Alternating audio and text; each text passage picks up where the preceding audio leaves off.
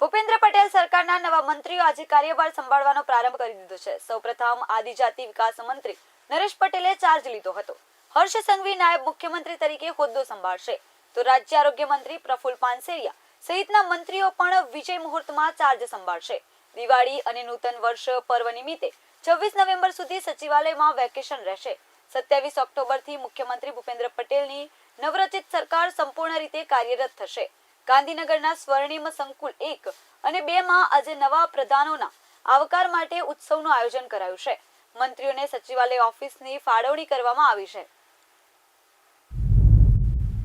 જે રીતે મારા શીર્ષ નેતૃત્વએ ફરીવાર એક મંત્રી તરીકેની જવાબદારી આપી છે, તો હું ચોક્કસ અમારા માન્ય મુખ્યમંત્રી શ્રી ભૂપેન્દ્રભાઈ પટેલ સાહેબ, ઉપમુખ્યમંત્રી શ્રી હર્ષભાઈ સંઘવીના માર્ગદર્શન હેઠળ જે મારો આદિજાતિ વિભાગ છે અને જે મારો ખાદી અને રૂરલ ઇન્ડસ્ટ્રીનો જે વિભાગ છે, બંને વિભાગને ખૂબ જવાબદારીપૂર્વક એક નાના માણસોની સેવા કરવાની તક મળી છે, એમાં હું ચોક્કસ નિષ્ઠાથી નિભાવીશ।